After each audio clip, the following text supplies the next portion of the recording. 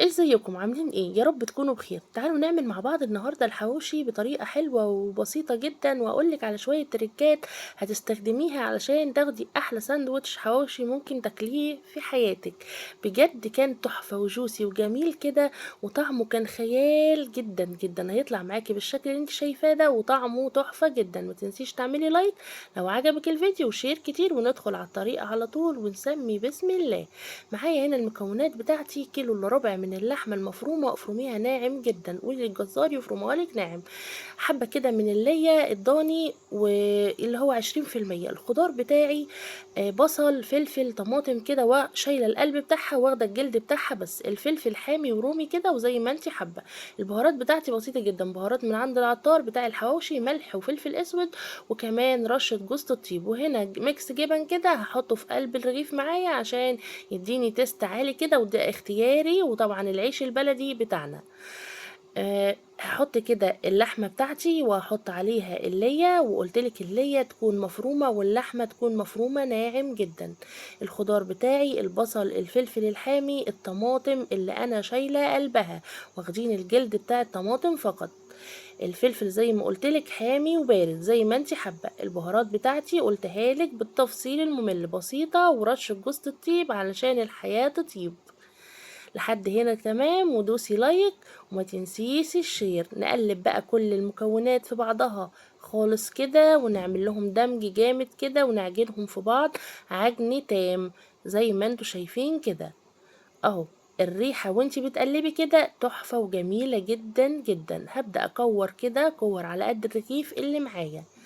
هكور الكمية كلها بتاع اللحمة اهو، كور كده على قد الرغيف بتاعي. طبعا الكمية دي عملوا تقريبا 13 رغيف حواوشي. حاجة كده جميلة جدا ما شاء الله. الرغيف مليان وحلو كده، وكمان بيشبعك جدا. عملت كل الكمية وكورتها بالطريقة اللي انت شايفاها دي. تعالي نحشي مع بعض الرغيف. معايا هنا العيش البلدي ده طبعا، وتجيبيه بيتفتح كده، وتفتحي فيه فتحة كده، لا هي صغيرة ولا هي كبيرة. تقدري ان انت تدخلي فيها اللحمة وايدك تدخل فيها كده علشان تعملي دمج بين الرغيف وبين اللحمة كده. وايه، وتحطي شوية بقى ميكس جبن، وده اختياري زي ما قلتلك. ممكن تعمليه وتحطيه كده على طول. وطبعا التسوية بتاعته هقولك هنسويه ازاي. اهو عملت كمية حلوة كده، وعملت كل الكمية. بحط حبة اللحمة في الرغيف كده، وعليهم حبة الميكس الجبن، وممكن تبقى جبنة موزاريلا بس، وممكن تبقى جبنة تركي او جبنة شيدر زي ما انت عايزة. عملت كل الكمية بتاعتي، وتعالوا نخش على التسوية على طول. وما تنسيش اللايك زي ما قلتلك. طاسة كده سخنة هحط عليها شوية سمنة على زيت، شوية زبدة، اي مادة دهنية ممكن تحطيها. في ناس بتسويه باللية كده او الدهن بيبقى طعمه جميل. لو انت عايزة التست يعلى خالص حط كده الرغيف، وهحط رغيف على حسب الطاسة بتاعتك بتشيل اهو.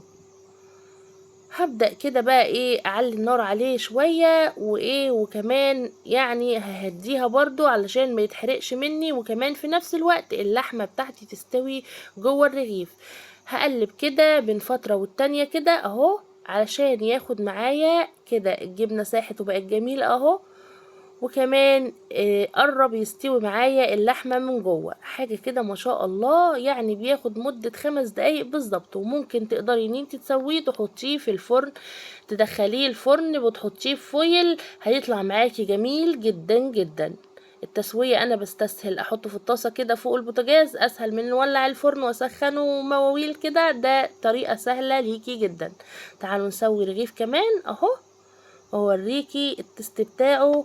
ويا رب ان شاء الله الطريقة تعجبكم وتجربوها بنفس الطريقة دي، وهتاخدوا احلى ساندوتش حواوشي ممكن تاكلوه في حياتكم. حاجة كده جميلة وبسيطة وسهلة جدا، وغدا سهل جدا ولذيذ ولطيف، ومش هياخد منك وقت. اقل من نص ساعة هتكوني مخلصة الاكلة بتاعتك او الغدا بتاعك. كده كملت الكمية كلها وطلعتها كلها. وتعالوا مع بعض نتقطع وندوق مع بعض الحواوشي الجميل. شايفين الجمال؟ شايفين الحلاوة؟ يا رب يكون الفيديو عجبكم. ما تنسوش لو عجبكم تعملوا لايك للفيديو وشير كتير، وكمان لو مش مشتركين في القناة تشتركوا في القناة وتفعلوا زر الجرس عشان يوصلكوا كل جديد، وكمان تعملوا اعجاب لصفحة الفيسبوك. ما تنسوش اللايك، والسلام عليكم ورحمة الله وبركاته.